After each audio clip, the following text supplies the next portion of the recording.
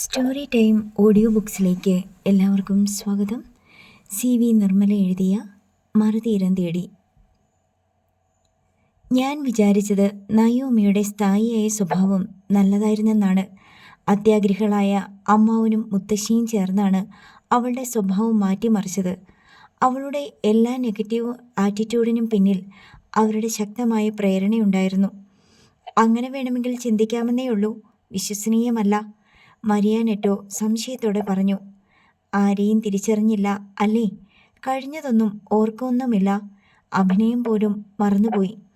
പക്ഷേ എല്ലാം പഠിച്ചെടുക്കാൻ അവൾ കഠിന ശ്രമം നടത്തുന്നുണ്ട്.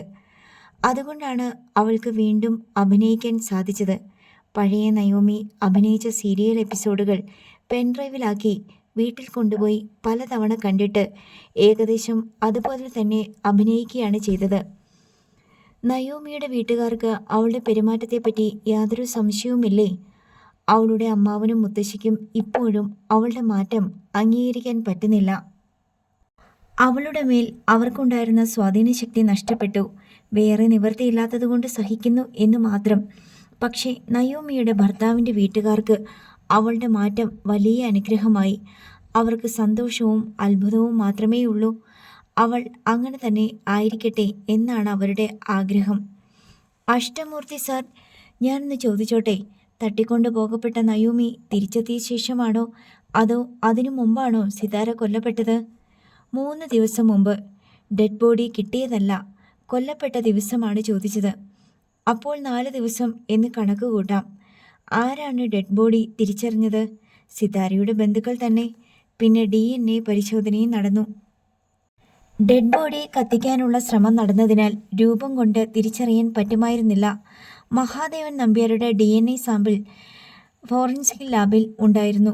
അദ്ദേഹത്തിൻ്റെ ബോഡിയും പോസ്റ്റ്മോർട്ടം നടത്തിയിരുന്നല്ലോ. എല്ലാം കൂടി കെട്ടുപിണഞ്ഞിട്ട് എൻ്റെ തല പെരുക്കുന്നു. നയോമി കൊല്ലപ്പെടുകയും സിതാര രക്ഷപ്പെടുകയും ചെയ്യുന്ന ഒരു ട്വിസ്റ്റ് ഒന്ന് ആലോചിച്ച് നോക്കിയേ.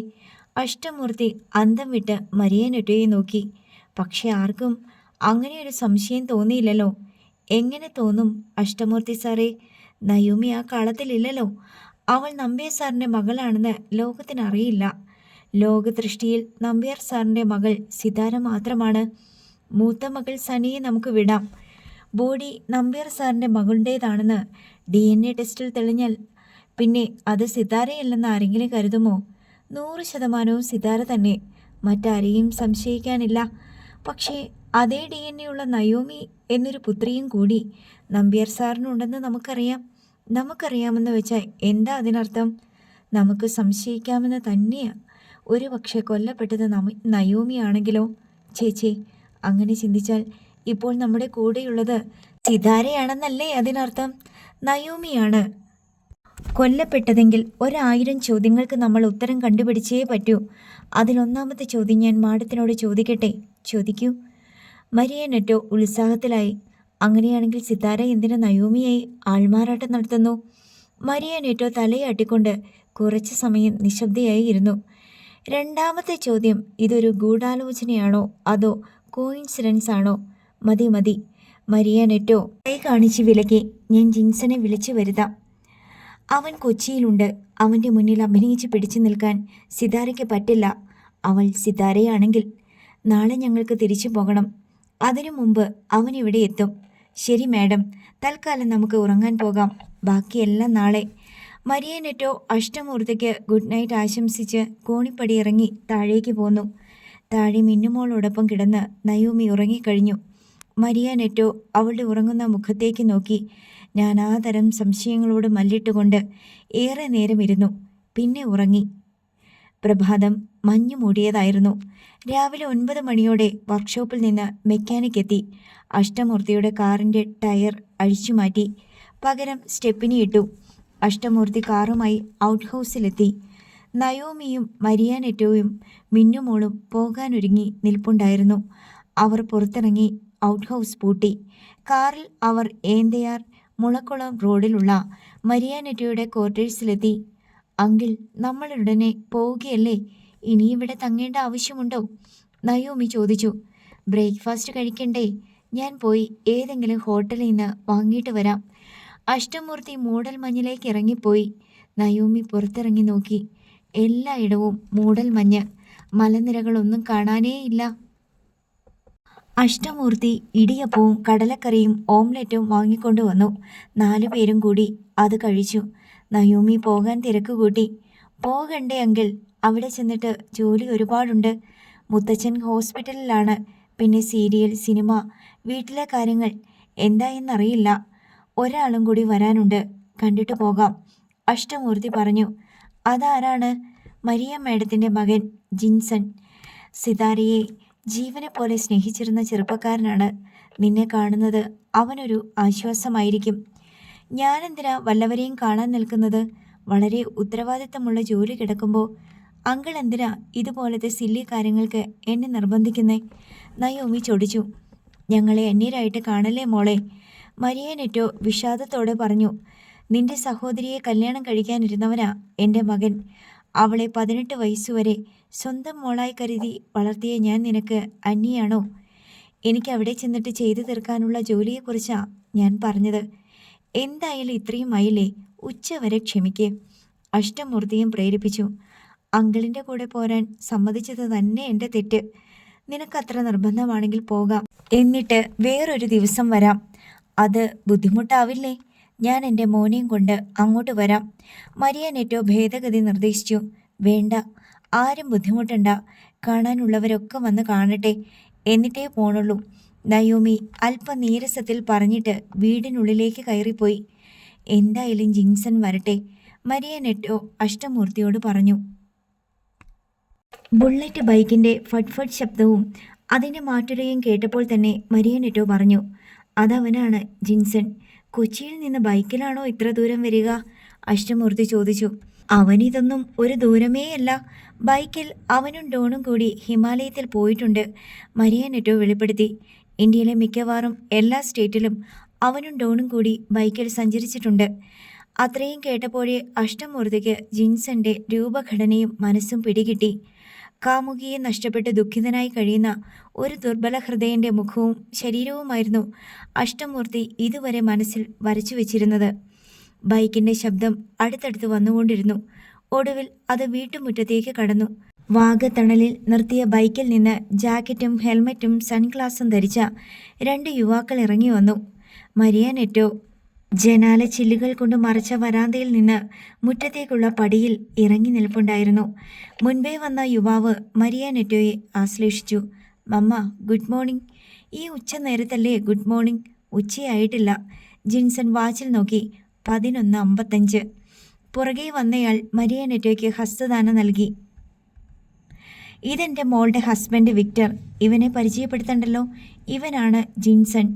മരിയ നെറ്റോ മകനെയും മരുമകനെയും അഷ്ടമൂർത്തിക്ക് പരിചയപ്പെടുത്തി. അഷ്ടമൂർത്തിയെ അവർക്കും പരിചയപ്പെടുത്തി കൊടുത്തു. എവിടെ മമ്മ നയോമി? ജിൻസന് ആകാംക്ഷ പൂത്തു. നീ ഞെട്ടിപ്പോകും, പക്ഷേ നീ അതൊന്നും പുറമേ കാണിക്കരുത്. വാ. മരിയ നെറ്റോ അവരെ ഇരിപ്പുമുറിയിലേക്ക് കൂട്ടിക്കൊണ്ടുപോയി. അവിടെ ഒരു സോഫയിൽ മിന്നുമോളെ മടിയിൽ വെച്ചുകൊണ്ട് ഇരിക്കുകയായിരുന്നു നയോമി. മിന്നുമോൾ അവൾക്ക് അഭിമുഖമായി കഴുത്തിൽ കൈയിട്ട് കെട്ടിപ്പിടിച്ച് നെറ്റി തമ്മിൽ കൂട്ടിമുട്ടിച്ച് എന്തോ കുസൃതി കാട്ടുകയായിരുന്നു. മുറിയിലേക്ക് ആളുകൾ കടന്നു വരുന്നത് കണ്ട് നയോമി മുഖമുയർത്തി നിവർന്നിരുന്നു. മുറിയിലേക്ക് കാലെടുത്ത് വെച്ച ജിൻസൺ നയോമിയെ കണ്ട് സ്തബ്ധനായി അവിടെ തന്നെ നിന്നുപോയി. മരണപ്പെട്ടുവെന്ന് കരുതിയ സിതാര തിരിച്ചു വന്നിരിക്കുന്നതായി തന്നെ അയാൾക്ക് തോന്നി. അയാൾ തലതിരിച്ച് തൊട്ടു പിന്നിൽ നിന്ന വിക്ടറിനെ നോക്കി. വിക്ടറും ആശ്ചര്യസ്തബ്ധനായി നിൽക്കുകയാണ്. നയോമി മെല്ലെ കുട്ടിയെ മടിയിൽ നിന്ന് ഇറക്കി നിർത്തിയിട്ട് എഴുന്നേറ്റു. അപരിചിതരെ കണ്ട് അമ്പരന്നതുപോലെയുള്ള അവളുടെ ഭാവം കണ്ട് പിന്നിൽ നിന്നിരുന്ന മരിയ നെറ്റോ മുന്നിലേക്ക് കയറി വന്നു പറഞ്ഞു. മോളെ, ഇതെൻ്റെ മകൻ ജിൻസൺ. ഇതെൻ്റെ മോളുടെ husband Victor. Hi, good morning. Naomi 2 പുരുഷന്മാരെയും മാറി മാറി നോക്കിക്കൊണ്ട് മന്ദഹാസത്തോടെ പറഞ്ഞു. ഗുഡ് മോർണിംഗ് ടൈം കഴിഞ്ഞുവെന്ന് മമ്മ ഇപ്പോൾ പറഞ്ഞതേ ഉള്ളൂ. എന്നാലും തന്നതുപോലെ തന്നെ തിരിച്ചും തരാം. Good morning. ജിൻസൺ അമ്പരപ്പ് മാറാതെ പറഞ്ഞു. അവൻ നയോമിയിൽ നിന്ന് കണ്ണെടുക്കാതെ നിന്നു. ഞാൻ നയോമി. ഇവിടെ താമസിച്ചിരുന്ന സിതാര എൻ്റെ സിസ്റ്ററായിരുന്നു. അത് ഇന്നലെ ഇവിടെ വന്ന ശേഷമാണ് ബോധ്യമായത്. ഇതെൻ്റെ മോൾ മിന്നുകുട്ടി. നയോമി സ്വയം പരിചയപ്പെടുത്തി. മിന്നുകുട്ടിയല്ല, മിന്നുമോൾ. മിന്നുമോൾ സ്വയം തിരുത്തി. എന്നെ കണ്ടിട്ട് അതിശയം തോന്നുന്നുണ്ടായിരിക്കും അല്ലേ? സിതാരയുടെ അതേ ഛായ അല്ലേ? ഞങ്ങൾ ഇരട്ട സഹോദരിമാരായിരുന്നു. എന്നിട്ടും ജിൻസന്റെ അത്ഭുത ഭാവത്തിന് മാറ്റമൊന്നും ഉണ്ടായില്ല. അങ്കിളെ, നമുക്ക് പോകണ്ടേ? കാണാനുള്ളവരെയൊക്കെ വന്ന് കണ്ടല്ലോ. നയോമി അഷ്ടമൂർത്തിയുടെ നേർക്ക് അല്പം മുഷിഞ്ഞു പറഞ്ഞു. 5 മിനിറ്റും കൂടി പോകാൻ റെഡിയാണെങ്കിൽ മോളെയും കൊണ്ട് നയോമി കാറിൽ കയറിയിരുന്നോ? അഷ്ടമൂർത്തി പറഞ്ഞു. നയോമി എഴുന്നേറ്റു പോകില്ല എന്ന് അഷ്ടമൂർത്തി കരുതിയെങ്കിലും അവൾ അപ്പോൾ തന്നെ ബാഗും എടുത്ത് മിന്നുമോളെയും കൊണ്ട് പുറത്തിറങ്ങി. അഷ്ടമൂർത്തി റിമോട്ട് കീ ഉപയോഗിച്ച് കാറിൻ്റെ ഡോർ തുറന്നു. എന്നാ ഇനി ഞങ്ങൾ പോയിക്കോട്ടെ? അഷ്ടമൂർത്തി മരിയ നെറ്റോയുടെ യാത്രാനുമതി നേടി. നിനക്ക് എന്തെങ്കിലും പറയാനുണ്ടോ മോനെ? അവർ പോവുകയാ, മരിയ നെറ്റോ ജിൻസനോട് ചോദിച്ചു. ഇത് ഭയങ്കര കൺഫ്യൂഷനാണല്ലോ. അത് സിതാരയല്ലെന്ന് വിശ്വസിക്കാനേ പറ്റുന്നില്ല. ആ ഒരു ആശയക്കുഴപ്പം മുമ്പ് സിതാരയെ കണ്ടിട്ട് ഇപ്പോൾ നയോമിയെ കണ്ടവർക്കെല്ലാം ഉണ്ട്. അവർ രണ്ടു പേരായിരുന്നു എന്നുള്ളതും അവർ തമ്മിൽ അത്ഭുതകരമായി സാമ്യം ഉണ്ടെന്നുള്ളതും ഇപ്പോൾ അവരിലൊരാൾ മാത്രമേ ജീവിച്ചിരിപ്പുള്ളൂ എന്നതും സത്യമാണ്.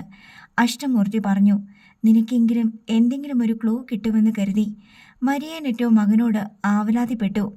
അത് സിതാരയാണെന്ന് നീ സങ്കല്പിക്കുക പോലും വേണ്ട. പക്ഷേ സിതാരയല്ലെന്ന് ഉറപ്പാക്കാനുള്ള എന്തെങ്കിലും അടയാളമുണ്ടോ? ഒരു ദിവസം അവളിവിടെ താമസിക്കാൻ തയ്യാറാണെങ്കിൽ ഞാനിത് കണ്ടുപിടിക്കാം. ഇപ്പോൾ ഒറ്റ നോട്ടത്തിൽ പറയാൻ പറ്റില്ല. മാത്രമല്ല അവൾ ഒട്ടും കോപ്പറേറ്റീവ് അല്ലെന്ന് തോന്നുന്നു. ഇന്നലെ രാത്രി അല്പം മഴ നനഞ്ഞിട്ടുണ്ടായിരുന്നു. അതിൻ്റെയാ. നയോമി സിതാരയേക്കാൾ അല്പം മെലിഞ്ഞിട്ടാണ് അല്ലേ? ജിൻസൺ അഷ്ടമൂർത്തിയെയും അമ്മയും മാറി മാറി നോക്കി. ഹെയർ സ്റ്റൈൽ, ബോഡി ലാംഗ്വേജ്, ദേഹത്തിൻ്റെ വണ്ണവും തൂക്കവും, ഇതൊക്കെ നയോമിയുടെ പഴയ ഫോട്ടോഗ്രാഫ്സും വീഡിയോയും കണ്ട് അനുകരിക്കാവുന്നതേയുള്ളൂ. അവളിപ്പോൾ പോകാൻ തിടുക്കപ്പെട്ട് കാറിലിരിക്കുകയാണ്. വേറെ എന്തെങ്കിലും അടയാളം പറയാനുണ്ടോ? അഷ്ടമൂർത്തി ചോദിച്ചു. ഒരു വഴിയുണ്ട്. ജിൻസൺ പെട്ടെന്നൊരു വെളിച്ചം കിട്ടിയ പോലെ പറഞ്ഞു. എന്താണ്? നയോമിയുടെ വിരലടയാളം എടുത്തു തരൂ അങ്കിൾ. നമ്മൾ ചെക്ക് ചെയ്യാൻ പോവുകയാണെന്ന് അവൾ അറിയരുത്. വിരലടയാളം എടുക്കണമെങ്കിൽ എന്തെങ്കിലും ഒരു ഡോക്യുമെൻ്റ് രജിസ്റ്റർ ചെയ്യണ്ടേ? അങ്കിൾ ഒരു അഡ്വക്കേറ്റ് ആണെന്നല്ലേ പറഞ്ഞത്? ഒരു വക്കാലത്തിലോ മറ്റേതെങ്കിലും പേപ്പറിലോ ഒരു വിരലടയാളം വെപ്പിച്ചാൽ സംശയിക്കേണ്ട കാര്യമില്ലല്ലോ. അങ്ങനെ എടുത്തിട്ട് എന്നാ ചെയ്യാനാ? മരിയ നെറ്റോ ചോദിച്ചു. മമ്മ, തമ്പ് ഇംപ്രഷൻ ഒരിക്കലും ഒരാളുടേത് മറ്റൊരാളുടേത് പോലെ ആയിരിക്കില്ല. ഇമിറ്റേറ്റ് ചെയ്യാൻ പറ്റാത്തത്. അതുകൊണ്ടാണല്ലോ രജിസ്ട്രേഷനും തമ്പ് ഇംപ്രഷൻ നിർബന്ധമാക്കിയിരിക്കുന്നേ. അതൊക്കെ. പക്ഷേ സിതാരയുടെ തമ്പ് ഇംപ്രഷൻ നമ്മൾ എവിടെ നിന്ന് കളക്ട് ചെയ്യും? അവളില്ലല്ലോ. മമ്മ, അത് കൂടെ പറയണ്ട. എല്ലാവർക്കും അറിയാം. ജിൻസൺ മുഷിഞ്ഞു പറഞ്ഞു. സിതാര ജീവിച്ചിരിപ്പില്ലെന്ന് പറയുന്നത് അവനെ സംബന്ധിച്ചിടത്തോളം ദുസ്സഹമാണെന്ന് മരിയ നെറ്റോയ്ക്ക് അറിയാഞ്ഞിട്ടല്ല, ഓർക്കാതെ പറഞ്ഞു പോവുകയാണ്. സിതാരയെപ്പറ്റി സംസാരിച്ചപ്പോൾ 2-3 തവണ മരണം എന്ന പരാമർശം തൻ്റെ നാവിൽ നിന്ന് വീണതിന് ഒരു തവണ അവൻ രൂക്ഷമായി പ്രതികരിക്കുകയുണ്ടായി. ഒരാൾ മരിച്ചുപോയി എന്ന് തെളിച്ചു പറയണോ മമ്മ? വേറെ എന്തെല്ലാം വാക്കുകളുണ്ട് പകരം ഉപയോഗിക്കാൻ? ഇത് വേദനിക്കുമെന്ന് അറിഞ്ഞുകൊണ്ട് ഒരാളുടെ നെഞ്ചിലോട്ട് ആണി തറച്ചു കയറ്റുന്നത് പോലെ. അതിൽ പിന്നീട് സിതാരയെപ്പറ്റി, സിതാര മരിച്ച ശേഷം, സിതാര മരിക്കുന്നതിനു മുമ്പ്, സിതാര മരിച്ച ദിവസം, സിതാര മരിച്ചെന്നറിഞ്ഞപ്പോൾ തുടങ്ങിയ പരാമർശങ്ങളൊന്നും നാവിൽ നിന്ന് വീഴാതെ ശ്രദ്ധിക്കാറുണ്ട് മരിയ നെറ്റോ. അങ്കിളെ, ഞാൻ പറഞ്ഞത് എന്താണെന്ന് വെച്ചാൽ നയോമിയുടെ തമ്പ് ഇംപ്രഷനുള്ള ഏതെങ്കിലും ഡോക്യുമെൻറ്റ്സ് ഉണ്ടാവില്ലേ? ഇപ്പോഴത്തെ അല്ലല്ലോ, പഴയത് ഉണ്ടാവണം. നയോമി ഇപ്പോൾ താമസിച്ചു കൊണ്ടിരിക്കുന്ന വീട് ഈ അടുത്ത കാലത്താണ് നയോമിയുടെ പേരിലേക്ക് രജിസ്റ്റർ ചെയ്തത്. അതിൻ്റെ ഡീഡിൽ എന്തായാലും ഉണ്ടാവും. അതെടുത്താൽ മതി അങ്കിളെ. പക്ഷെ സിതാരയുടെ തമ്പ് ഇംപ്രഷന് എന്ത് ചെയ്യും? അങ്കിളെ, സിതാരയുടേത് വേണ്ട. നയോമിയുടെ തമ്പ് ഇംപ്രഷൻ ഒന്നുകൂടി എടുക്കുക. എന്നിട്ട് രണ്ടും തമ്മിൽ മാച്ചാവുന്നുണ്ടോ എന്ന് നോക്കുക. മാച്ചാവുന്നുണ്ടെങ്കിൽ ഇത് നയോമി തന്നെയാണെന്ന് ഉറപ്പിക്കാമല്ലോ. ഇല്ലെങ്കിൽ അത് നമ്മൾ 3-4 പേരല്ലാതെ അവൾ പോലും തിരിച്ചറിയാൻ പാടില്ല. അതെന്തിനാ മറച്ചു വെക്കുന്നത്? മരിയ നെറ്റോ ചോദിച്ചു. അമ്മേ, സിത്താരയും നമ്പ്യാരങ്ങളും ഇല്ലാതാകണം എന്നാഗ്രഹിച്ചവർ വെറുതെ ഇരിക്കില്ലല്ലോ. ഇപ്പോഴുള്ളത് സിതാരയാണെങ്കിൽ അവളെ മറച്ചു പിടിച്ചുകൊണ്ട് വേണം നമ്മുടെ ചില കാര്യങ്ങൾ കണ്ടുപിടിക്കാൻ. അതിൻ്റെ ആന്തരാർത്ഥം മരിയ നെറ്റോയ്ക്ക് പിടികിട്ടിയില്ലെങ്കിലും അഷ്ടമൂർത്തിക്ക് മനസ്സിലായി. അഷ്ടമൂർത്തി ജിൻസന്റെ ഫോൺ നമ്പർ വാങ്ങി. തൻ്റെ നമ്പർ ജിൻസനും കൊടുത്തു. യാത്ര അയക്കാൻ ജിൻസണും വിക്ടറും മരിയാനെറ്റോയും കാറിനടുത്തേക്ക് ചെന്നു. യാത്ര പറയാൻ വേണ്ടി നയോമി കാറിൽ നിന്നിറങ്ങുമെന്ന് മരിയാനെറ്റോ പ്രതീക്ഷിച്ചെങ്കിലും അതുണ്ടായില്ല. കുട്ടിയെ മടിയിലെടുത്ത് വെച്ച് ചാരി ഇരുന്നുകൊണ്ട് തന്നെ അവൾ മരിയാനെറ്റോയോട് യാത്ര പറഞ്ഞു. പൊയ്ക്കോട്ടെ ആൻറ്റി. മോളെ, ആൻറ്റിക്ക് ബൈ ബൈ പറയേ. മിന്നുമോൾ ഉടൻ കൈപ്പട ഉയർത്തി ബൈ ബൈ പറഞ്ഞു. ആ അങ്കിൾമാർക്കും ബൈ ബൈ പറയേ. അതും മിന്നുമോൾ അനുസരിച്ചു. ഇനിയും വരുമല്ലോ അല്ലേ? ജിൻസൺ കുനിഞ്ഞ് കാറിൻ്റെ ജനാലയിൽ കൂടി നോക്കിക്കൊണ്ട് ചോദിച്ചു. വരാതിരിക്കാൻ പറ്റില്ലല്ലോ. അച്ഛൻ്റെ എസ്റ്റേറ്റ് അന്യർ കൈവശപ്പെടുത്താതെ നോക്കണ്ടേ? തികച്ചും ഔപചാരികമായി നയോമി മറുപടി പറഞ്ഞു. അഷ്ടമൂർത്തി കാറിൽ കയറി. കാർ സ്റ്റാർട്ട് ചെയ്തു. കാർ നീങ്ങുമ്പോൾ മരിയാനെറ്റോ കൈപ്പടം വീശിക്കാട്ടി. മിന്നുമോൾ തിരിച്ചും കൈപ്പടം വീശി. എറണാകുളത്തേക്കുള്ള യാത്രക്കിടയിൽ അഷ്ടമൂർത്തി നയോമിയോട് ചോദിച്ചു. സിതാരയെ പ്രണയിച്ചിരുന്ന ചെറുപ്പക്കാരനാണ്. കണ്ടിട്ട് എന്ത് തോന്നി? ഹാൻസം ഗൈ. നയോമി പറഞ്ഞു. സിതാരയോടുണ്ടായിരുന്ന പ്രേമം നിന്നെ നോക്കുമ്പോഴും അവൻ്റെ കണ്ണിലുണ്ട്. അഷ്ടമൂർത്തി തമാശ മട്ടിൽ പറഞ്ഞു. പക്ഷേ എനിക്കും ഹസ്ബൻഡ് ഉണ്ടല്ലോ അങ്കിൾ. ഒരു മോളുമുണ്ട്. മറ്റു കുടുംബാംഗങ്ങളെ വേണ്ടെന്ന് വെച്ചാലും രക്ഷയില്ലല്ലോ അങ്കിൾ. അവളുടെ മറുപടി കൃത്യമായിരുന്നു. ഒരു പഴുതുമില്ല. എറണാകുളത്ത് തിരിച്ചെത്തിയ ഉടൻ തന്നെ അഷ്ടമൂർത്തി ഒരു വെള്ളക്കടലാസിൽ നയോമിയുടെ വിരലടയാളം എടുപ്പിച്ചു.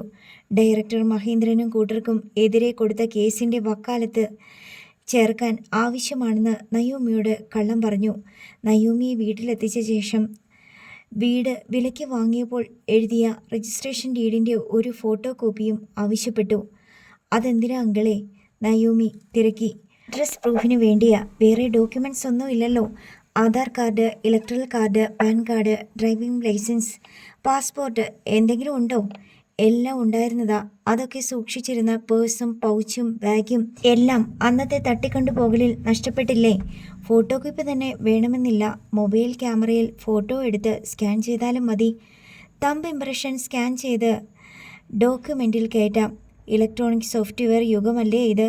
വിരൽ തുമ്പിൽ സൂര്യോദയം എന്ന് പറയാറില്ലേ? അഷ്ടമൂർത്തി ചിരിച്ചു. വീടിൻ്റെ ആധാരം സൂക്ഷിച്ചു വെച്ചിരുന്നത് കൃഷ്ണമ്മയായിരുന്നു. നയോമി ആവശ്യപ്പെട്ടപ്പോൾ കൃഷ്ണമ്മ അതെടുത്തു കൊടുത്തു. ടീപ്പോയിന്മേൽ അത് വിടർത്തി വെച്ച് അഷ്ടമൂർത്തി എല്ലാ പേജുകളുടെയും ഫോട്ടോ മൊബൈൽ ക്യാമറയിൽ പകർത്തി. സൗദാമിനി അമ്മ ഹോസ്പിറ്റലിലായിരുന്നു. സുജിത 2 പേർക്കും ചായ കൊടുത്തു. അടുത്ത ദിവസം കാണാമെന്ന് പറഞ്ഞ് അഷ്ടമൂർത്തി പോയി. നയോമി കൃഷ്ണമ്മയോടും ഉദയഭാനുവിനോടും യാത്രാവിശേഷങ്ങൾ പങ്കുവച്ചു. അതിനുശേഷം അവൾ തൻ്റെ മുറിയിലേക്ക് പോയി. മിന്നുമോൾ അച്ഛൻ്റെ മുറിയിൽ ചെന്ന് അനിൽ ബാബുവിനോടും സുജിതയോടും യാത്രക്കിടയിൽ താൻ കണ്ടതും കേട്ടതുമെല്ലാം പരസ്പര ബന്ധമില്ലാതെ പറഞ്ഞു കേൾപ്പിച്ചുകൊണ്ടിരുന്നു. അഷ്ടമൂർത്തി അന്ന് തന്നെ വിരലടയാള വിദഗ്ധനെ കണ്ട് പഴയ ഡോക്യുമെൻറ്റിൻ്റെ നയോമിയുടെ വിരലടയാളവും പുതിയ വെള്ളക്കടലാസിൽ പതിപ്പിച്ചെടുത്ത വിരലടയാളവും പരിശോധിപ്പിച്ചു. രാത്രി 10:30 മണി. അത്താഴം കഴിഞ്ഞു. മമ്മയോടും വിക്ടറിനോടും ഗുഡ് നൈറ്റ് പറഞ്ഞ് ജിൻസൺ തൻ്റെ മുറിയിൽ കയറി വാതിലടച്ചു. മേശപ്പുറത്ത് മൊബൈൽ ഫോൺ വൈബ്രേറ്റ് ചെയ്യുന്നുണ്ടായിരുന്നു. ജിൻസൺ ഫോൺ എടുത്തു നോക്കി. അഷ്ടമൂർത്തിയാണ് വിളിക്കുന്നത്. Hello uncle, good evening. Good evening. ഞാനൊരു അർജൻറ്റ് മാറ്റർ പറയാൻ വിളിച്ചതാ.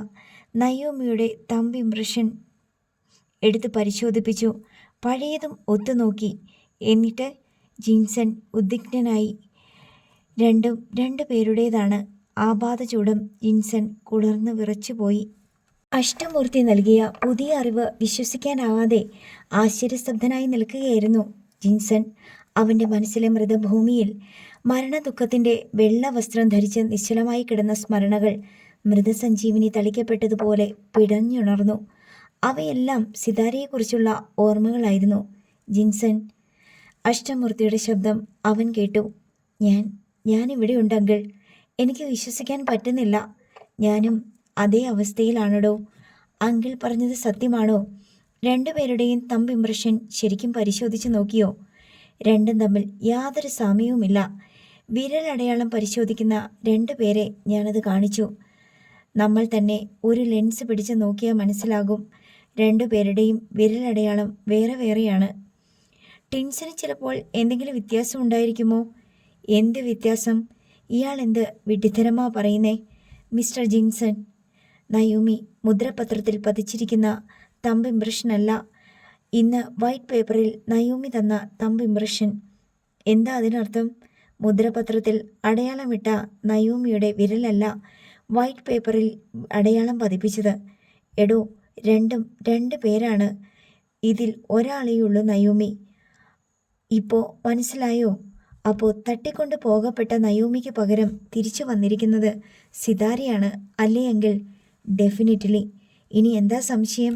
ഇതിൽ കൂടുതൽ തെളിവെന്തിന്? ഓ മൈ ഗോഡ് അങ്കിളേ, എനിക്കും അങ്ങനെ തന്നെയാണടോ. അൺബിലീവബിൾ, ഇമ്പോസിബിൾ എന്നൊക്കെ മനസ്സിൽ കിടന്ന് പതയ്ക്കുകയാണ്. പക്ഷെ എങ്ങനെ വിശ്വസിക്കാതിരിക്കും? അങ്കിളെ, ഇതിലെവിടെയെങ്കിലും ഒരു കൃത്രിമം നടന്നിരിക്കാൻ സാധ്യതയുണ്ടോ? എന്ത് കൃത്രിമം? അതായത് ലാൻഡ് ഡീഡ് രജിസ്റ്റർ ചെയ്തപ്പോൾ മുദ്രപത്രത്തിൽ തമ്പ് ഇംപ്രഷൻ ചേർക്കുമ്പോൾ ലാൻഡ് വിൽക്കുന്ന ആളിൻ്റെയോ വാങ്ങുന്ന ആളിൻ്റെയോ വിരലടയാളം പകരം മറ്റാരെ കൊണ്ടെങ്കിലും പതിപ്പിക്കാറുണ്ടോ? തീരെ നിവൃത്തിയില്ലാത്ത സാഹചര്യത്തിൽ ചില വെണ്ടർമാരൊക്കെ അങ്ങനെ ചെയ്യാൻ നിർബന്ധിതരായി തീരാറുണ്ട്. ഒപ്പിടേണ്ട കക്ഷിക്ക് കൃത്യസമയത്ത് വരാൻ കഴിയാതിരിക്കുക. ഉദാഹരണത്തിന് ട്രാഫിക് ബ്ലോക്കിലോ മറ്റോ പെട്ട് വരാൻ ലേറ്റ് ആവുക. തലേ ദിവസം തന്നെ ഡീഡ് തയ്യാറാക്കി പിറ്റേന്ന് രാവിലെ സബ് രജിസ്ട്രാർ ഓഫീസിൽ കൊടുക്കേണ്ടുന്ന ചില കേസുകൾക്ക് യഥാർത്ഥ ആൾ രോഗക്കിടക്കയിലോ മറ്റോ ആണെങ്കിൽ സബ് രജിസ്ട്രാർ ഓഫീസിൽ മാത്രം വന്നാൽ മതി എന്ന ധാരണയിൽ മുദ്രപത്രത്തിൽ പകരം ആളെ കൊണ്ട് തമ്പ് ഇംപ്രഷൻ ഇടുവിക്കുക. പക്ഷേ രജിസ്റ്റർ ഓഫീസിൽ സൈൻ ചെയ്യുന്നത് യഥാർത്ഥ ആൾ തന്നെയായിരിക്കും. അഷ്ടമൂർത്തിക്ക് അത്രയും മറുപടി ധാരാളമായിരുന്നു. അയാൾ ഉടൻ തന്നെ തൻ്റെ ഫോണിൽ സേവ് ചെയ്തിരുന്ന കൃഷ്ണമ്മയുടെ നമ്പർ തപ്പിയെടുത്തു. കൃഷ്ണമ്മയെ വിളിച്ചു. കൃഷ്ണമ്മയെ ലൈനിൽ കിട്ടിയ ഉടനെ പറഞ്ഞു, ഞാൻ അഷ്ടമൂർത്തിയാണ്. എനിക്കൊരു സംശയം ചോദിക്കാനുണ്ടായിരുന്നു. എന്ത് സംശയം? കൃഷ്ണമ്മയുടെ സ്വരത്തിൽ ചോദ്യമുനകൾ കൂർത്തു നിന്നു. അനിൽ ബാബുവിൻ്റെ അമ്മയുടെ പേരിലുണ്ടായിരുന്ന ആ വീട് നയോമിയുടെ പേരിലേക്ക് പ്രമാണം നടത്തിയപ്പോൾ നിങ്ങൾ രണ്ടുപേരും വെണ്ടറുടെ ഓഫീസിൽ പോയിരുന്നോ? ഉവ്. കൊടുക്കുന്ന ആളും വാങ്ങുന്ന ആളും ഒപ്പിടാതെ രജിസ്ട്രേഷൻ നടക്കില്ലല്ലോ. വെണ്ടറുടെ ഓഫീസിൽ വെച്ച് മുദ്രപത്രത്തിൽ വിരലടയാളം പതിപ്പിച്ചത് നയോമി തന്നെയായിരുന്നോ? അതെ. രജിസ്ട്രാർ കച്ചേരിയിലും അവൾ തന്നെയല്ലേ ഒപ്പിടേണ്ടത്? ഉറപ്പാണല്ലോ അല്ലേ? വക്കീലിപ്പോൾ ചോദിക്കാൻ എന്താ കാരണം? പകരം നിങ്ങളാണോ ഒപ്പിട്ടതെന്ന് അറിയാൻ വേണ്ടിയാ. അങ്ങനെ ചിലതൊക്കെ ചെയ്യാറുണ്ടത്രേ. നമ്മുടെ കേസിന് ഒപ്പ് ഒരു പ്രധാനമായ തെളിവായി വരും. നയോമി തന്നെയാ ഒപ്പിട്ടതെങ്കിൽ കുഴപ്പമില്ല. ശരി, വെക്കുന്നു. അഷ്ടമൂർത്തി അടുത്തതായി സൗദാമിനിയമ്മയുടെ നമ്പറിലേക്ക് ഫോൺ വിളിച്ചു. സൗദാമിനിയമ്മ ഹോസ്പിറ്റലിലായിരുന്നു. അവർ ഫോൺ എടുത്തപ്പോൾ അഷ്ടമൂർത്തി വിളിച്ച കാര്യം പറഞ്ഞു. നയോമി വെണ്ടറുടെ ഓഫീസിലും രജിസ്റ്റർ കച്ചേരിയിലും വന്നിട്ടുണ്ടായിരുന്നു. ഞാനും അവളും കൂടിയല്ലേ പ്രമാണത്തിലെല്ലാം ഒപ്പിട്ടത്. ഇപ്പോഴെന്താ സംശയം? നയോമി തന്നെയാണോ ഒപ്പിട്ടതെന്ന് അറിയാൻ വേണ്ടിയാ. സാരമില്ല, ഇപ്പോൾ ഉറപ്പായി. അച്ഛന് സുഖമായി വരികയല്ലേ? അതെ, സംസാരിക്കുന്നുണ്ട്. ഭക്ഷണവും കുറേശ്ശെ കഴിക്കുന്നുണ്ട്. ഞാൻ പിന്നെ വിളിക്കാം, ഓക്കെ? അഷ്ടമൂർത്തി കോൾ കട്ട് ചെയ്തിട്ട് ജിൻസിനെ വിളിക്കാൻ ഭാവിക്കുമ്പോഴേക്കും നയോമിയുടെ കോൾ വന്നു. അങ്കിളെ, മുത്തശ്ശിയെ വിളിച്ചായിരുന്നോ? ഉവ്. ഒരു ഡോക്യുമെൻറ്റ്സിൽ നീ സൈൻ ചെയ്തത് കറക്റ്റാണോ എന്ന് ചോദിക്കാൻ വേണ്ടിയാ. എന്നോട് ചോദിച്ചാൽ പോരായിരുന്നോ? എൻ്റെ അടുത്തു നിന്നല്ലേ അങ്കിൾ ഡോക്യുമെൻറ്റിൻ്റെ കോപ്പി കൊണ്ടുപോയത്. നിനക്ക് ഓർമ്മയുണ്ടോ നീ തന്നെയാണോ തമ്പ് ഇംപ്രഷൻ ചെയ്തതെന്ന്? നിൻ്റെ ഓർമ്മ നശിച്ചു പോയില്ലേ? അതുകൊണ്ടാണ് നിന്നോട് ചോദിക്കാതിരുന്നേ. ഓ, അത് ശരിയാണല്ലോ. ഞാൻ ആ കാര്യം മറന്നുപോയി. ശരി അങ്കിളെ, good night. Good night. Ashtamurthy ദീർഘശ്വാസം എടുത്തു. ഫോണിൽ ഞെക്കിയും തോണ്ടിയും നയോമി അതിൽ തന്നെ മുഴുകിയിരിക്കുന്നത് കണ്ട് അനിൽ ബാബുവിന് ശുണ്ഠിയായി. നിനക്ക് എന്നോടൊന്നും ചോദിക്കാനും പറയാനുമില്ലേ? 2 ദിവസമായി ഇവിടുന്ന് പോയിട്ട്. തിരിച്ചു വന്നിട്ട് ഫോണിൽ തന്നെ. ഇന്നലെ തിരിച്ചു വരുന്നു പറഞ്ഞു പോയതല്ലേ? വന്നില്ല. എന്തുകൊണ്ടാ വരാതിരുന്നേ? അതിനും വിശദീകരണമില്ല. നയോമി കസേരയിൽ ചാരിയിരുന്നു കൊണ്ട് തന്നെ അയാളെ നോക്കി. അനിൽ ബാബുവിൻ്റെ കിടക്കയിൽ നിന്ന് അല്പം മാറിയാണ് അവൾ ഇരിക്കുന്നത്. കട്ടിലേക്ക് ഇരിക്കാൻ അനിൽ ബാബു നിർബന്ധിച്ചപ്പോൾ അവൾ അത് നിരസിച്ചിട്ട് കസേരയിൽ തന്നെ ഇരിക്കുന്നതിൻ്റെ നീരസവും അനിൽ ബാബുവിൻ്റെ മുഖത്തുണ്ടായിരുന്നു. എല്ലാം വിശദീകരിക്കാൻ വേണ്ടി തന്നെയാണ് ഞാൻ ഈ റൂമിലേക്ക് വന്നത്. ഇന്നലെ വരാതിരുന്നതിൻ്റെ കാരണം എസ്റ്റേറ്റിൽ ചുറ്റിക്കറങ്ങാൻ പോയ ഞങ്ങൾ തിരിച്ചു വരുമ്പോൾ കാർ ബ്രേക്ക് ഡൗൺ ആയതാ. എന്നിട്ട് എവിടെ താമസിച്ചു? എസ്റ്റേറ്റ് ബംഗ്ലാവിലെ ഔട്ട് ഹൗസിൽ അഷ്ടമൂർത്തിയോടൊപ്പം. അങ്കിൾ മാത്രമല്ല, മരിയ നെറ്റോ എന്നു പേരുള്ള ആൻറ്റിയും ഉണ്ടായിരുന്നു. അവരാണ് സിതാര മഹാദേവൻ എന്ന എൻ്റെ സഹോദരിയുടെ വളർത്തമ്മ. ആ കഥകളൊക്കെ നീ വിശ്വസിച്ചോ? സത്യം മുന്നിൽ കാണുമ്പോൾ അതിനെ അവിശ്വസിക്കുന്നത് എന്തിനാ? എന്താ നിന്റെ ഉദ്ദേശം? നീ ഒരിക്കലും കണ്ടിട്ടില്ലാത്ത, നിന്നെ ഒരിക്കലും മോളെ എന്ന് വിളിച്ചിട്ടില്ലാത്ത, മരണം വരെ നിന്നെ കാണാൻ ഒരിക്കൽ പോലും വന്നിട്ടില്ലാത്ത ഒരു മഹാദേവന്റെ മകളായി സ്വയം പ്രഖ്യാപിക്കാനാണോ? എന്തിനാ പ്രഖ്യാപിക്കുന്നേ? ഞാൻ മഹാദേവൻ നമ്പ്യാരുടെ മകളാണെന്ന് തെളിഞ്ഞല്ലോ. ജീവിച്ചിരുന്നപ്പോൾ അയാൾ നിന്നെ അംഗീകരിക്കുകയോ അന്വേഷിക്കുകയോ ചെയ്തിട്ടില്ല. എന്താ അതിനർത്ഥം? നീ അയാളുടെ മകളാകാൻ യോഗ്യയല്ല. ആ യോഗ്യതയില്ലാത്തവൾക്ക് മഹാദേവൻ നമ്പ്യാരുടെ സ്വത്ത് കൈവശപ്പെടുത്താൻ എന്ത് യോഗ്യത? എനിക്ക് സ്വത്തിലൊന്നും ആഗ്രഹമില്ല. എൻ്റെ അച്ഛനെ ആരാണ് കൊന്നതെന്ന് തെളിയിക്കണം. അയാളെ ജയിലിൽ അടപ്പിക്കണം. എൻ്റെ അച്ഛൻ്റെ സ്വത്ത് തട്ടിയെടുക്കാൻ ശ്രമിക്കുന്നവരെ ആട്ടി ഓടിക്കണം. അവർക്കെന്ത് അർഹതയാ ഉള്ളത്? പിന്നെ എൻ്റെ സഹോദരിയെ കൊന്നത് ആരെന്ന് കണ്ടുപിടിക്കണം. നിന്നെക്കൊണ്ട് സാധിക്കുന്ന കാര്യമാണോ? അതിനല്ലേ അഷ്ടമൂർത്തി അങ്കിൾ? നയോമി, അതെല്ലാം അപകടത്തിലേക്കുള്ള വഴിയാ. എത്രയോ വലിയ സ്വാധീനങ്ങളുള്ള ബിസിനസ് രാജാവായിരുന്നില്ലേ നിന്റെ അച്ഛൻ? ആ അച്ഛനെ ഇല്ലാതാക്കിയില്ലേ നിന്റെ ശത്രുക്കൾ? നിന്റെ സഹോദരിയെ കൊന്നു കളഞ്ഞില്ലേ? കൊന്നുവെന്നല്ലേ നീ പറഞ്ഞത്? അങ്കിൾ എനിക്ക് തന്ന വിവരമാണ്. എന്തുമാകട്ടെ, അവൾ ജീവിച്ചിരിപ്പില്ല. അത്രയും പ്രബലരായ രണ്ടുപേരെ കൊന്നവർക്ക് നീ എത്ര നിസ്സാരം. നിനക്കാരാ ഉള്ളത്? എണീക്കാൻ വയ്യാതെ കിടക്കുന്ന ഞാനോ? 5 വയസ്സ് മാത്രം തികയാത്ത മോളോ? നിന്നെ ആശ്രയിച്ച് മാത്രം ആഹാരം കഴിക്കുന്ന 4-5 വയറുകളോ? അനിലേട്ടനിപ്പോൾ എന്താ പറഞ്ഞുകൊണ്ട് വരുന്നേ? അത്രയും പ്രബലരായവരെ വകവരുത്തിയവർക്ക് നീ ആരാ? വെറും കീടം. അവർക്ക് ഞെരടി കൊല്ലാവുന്നതേയുള്ളൂ നിന്നെ. അതുകൊണ്ട് നീ അവരെ വെല്ലുവിളിക്കാനൊന്നും പോകണ്ട. അവർക്ക് നീ മഹാദേവൻ നമ്പ്യാരുടെ മകളാണെന്നോ അയാളുടെ സ്വത്തിന് അവകാശിയാണെന്നോ അറിഞ്ഞുകൂടാ. നീ അവരെ ശല്യപ്പെടുത്താത്തിടത്തോളം നിന്നെ ഒരു വിധത്തിലും അവരുപദ്രവിക്കാൻ വരില്ല. എന്തിനാ വെറുതെ സ്വന്തം ജീവൻ കൊണ്ടുപോയി കുരുതി കൊടുക്കുന്നേ? എൻ്റെ അച്ഛൻ്റെയും എൻ്റെ കൂടപ്പിറപ്പിൻ്റെയും സ്വത്ത് അവരെ വകവരുത്തിയവർ തന്നെ സ്വന്തമാക്കി അനുഭവിച്ചോട്ടെ എന്നാണോ? നിനക്കറിയില്ലായിരുന്നല്ലോ അങ്ങനെ ഒരു അച്ഛനുണ്ടെന്ന്. അത്രയും സ്വത്തുണ്ടെന്നോ അറിയില്ലായിരുന്നു. ഇത്രയും കാലത്തെ ജീവിതത്തിൽ അതിൽ നിന്ന് ഒരു പൈസ പോലും നിനക്ക് ഉപയോഗപ്പെട്ടിട്ടുമില്ല. അങ്ങനെ ഒന്നില്ലെന്ന് തന്നെ ഇനിയും വിചാരിച്ചേക്കണം. എന്നിട്ട് എന്ത് ചെയ്യണം? നമുക്കറിയാവുന്ന ജോലി ചെയ്ത് ഉള്ളതുകൊണ്ട് ഓണം പോലെ കഴിഞ്ഞു കൂടിയാൽ പോരെ? ഇതുവരെ അങ്ങനെയായിരുന്നില്ലേ? എനിക്ക് സ്വത്ത് മോഹമില്ലെന്ന് ഞാൻ പറഞ്ഞല്ലോ. എത്ര ലളിതമായിട്ട് വേണമെങ്കിലും ജീവിക്കാൻ ഞാൻ തയ്യാറാ. പക്ഷേ അച്ഛനെയും എൻ്റെ സഹോദരിയെയും കൊലപ്പെടുത്തി സ്വത്ത് കൈക്കലാക്കിയവരെ ഞാൻ വെറുതെ വിടില്ല. മരിക്കാനൊന്നും എനിക്ക് പേടിയില്ല. ഫൈറ്റ് ചെയ്തിട്ട് വേണം മരിക്കാൻ, അല്ലാതെ ഭീരുവിനെ പോലെയല്ല. നയോമിയുടെ ശബ്ദത്തിന് വീറും വാശിയും വർദ്ധിച്ചു വന്നു. അവളോട് വാദിച്ചിട്ട് ഫലമില്ലെന്ന് അനിൽ ബാബുവിന് മനസ്സിലായി. ഈ ഒരു കൊച്ചു കുടുംബത്തിൽ നീ ഒതുങ്ങി കഴിയുന്നതായിരുന്നു എനിക്കിഷ്ടം. നീ സിനിമാ നടിയാകാൻ പോയതിനെ ഞാൻ എതിർത്തത് അതുകൊണ്ടാ. വീടിന് പുറത്ത് നീ വലിയൊരു ജീവിതം കണ്ടെത്തിയ ഈ വീടിന് നിന്നെ നഷ്ടപ്പെടും. ഞാൻ അഭിനയിക്കാൻ പോകുമ്പോഴും അങ്ങനെയൊക്കെ തന്നെയാണ്.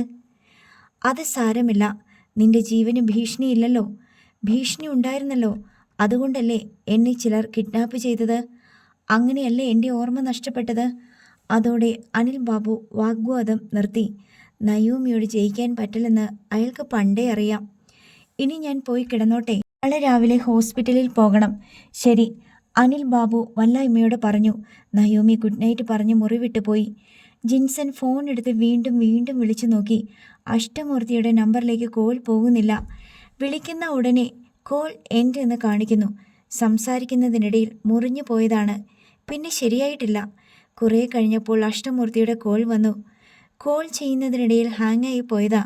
ഞാൻ പിന്നെ സെറ്റ് ഓഫ് ചെയ്ത് സിം കാർഡ് പുറത്തെടുത്ത് തുടച്ച് വൃത്തിയാക്കി ഒന്നുകൂടെ ട്രൈ ചെയ്ത് നോക്കിയതാ. ഇപ്പോൾ കുഴപ്പമൊന്നുമില്ലല്ലോ? ഇല്ല. ജിൻസൺ അക്ഷമനായി. ഞാൻ എല്ലാം വിശദമായിട്ട് തിരക്കി. ജിൻസൺ, ഒരു കാര്യം തീർച്ചപ്പെടുത്തിക്കോ. ഇപ്പോൾ നമ്മുടെ കൂടെയുള്ളത് നയോമിയല്ല, സിതാര മഹാദേവനാണ്. മരിയ നെറ്റോ വളർത്തിയ കുട്ടി. നീ പ്രേമിച്ച സിതാര. ജിൻസന്റെ ഉടലെമ്പാടും കുളിരിൻ്റെ പൂക്കൾ വിടർന്നു. രോമകുത്തുകൾ ഉണർന്ന് തരിച്ചു നിൽക്കുകയാണ്. ഇനി ജിൻസൺ, നമ്മൾ രണ്ടുപേരും കൂടി വേണം ചിലത് തീരുമാനിക്കാൻ. 1. നമ്മളല്ലാതെ മറ്റാരെങ്കിലും ഈ സത്യം അറിഞ്ഞോ? 2. നമ്മൾ അറിഞ്ഞതായി സിതാരയെ അറിയിക്കണോ? 3. ശത്രുക്കളുടെ മുൻപിൽ സിതാരയെ നയോമിയായിട്ട് അവതരിപ്പിക്കണോ അതോ സിതാരയായിട്ട് അവതരിപ്പിക്കണോ? ഇത് മൂന്നും വളരെ ആലോചിച്ചു മാത്രം എടുക്കേണ്ട തീരുമാനങ്ങളാണ്. അങ്കിൾ, ഇടയ്ക്ക് ഞാനൊരു സംശയം ചോദിച്ചോട്ടെ? തട്ടിക്കൊണ്ടു പോകപ്പെട്ട നയോമിക്ക് എന്ത് സംഭവിച്ചു? സിതാരയ്ക്ക് പകരം കൊല്ലപ്പെട്ടത് നയോമിയായിരുന്നോ? ആ ആൾമാറാട്ടം എങ്ങനെ സംഭവിച്ചു? കൊല്ലപ്പെട്ടത് നയോമി തന്നെ. അക്കാര്യത്തിൽ ഇനി സംശയം വേണ്ട. അപ്പോൾ സിതാര കൂടി അറിഞ്ഞുകൊണ്ടായിരുന്നു ആ കൊലപാതകം? അല്ലെങ്കിൽ എന്തിന് സിതാര തിരിച്ചു വന്ന് നയോമിയായിട്ട് അഭിനയിക്കണം? സിതാരയ്ക്ക് നയോമിയെപ്പറ്റി ഒരറിവും മുമ്പില്ലായിരുന്നല്ലോ. ജിൻസൺ, ഇത് വളരെ കോംപ്ലിക്കേറ്റഡ് ആണ്.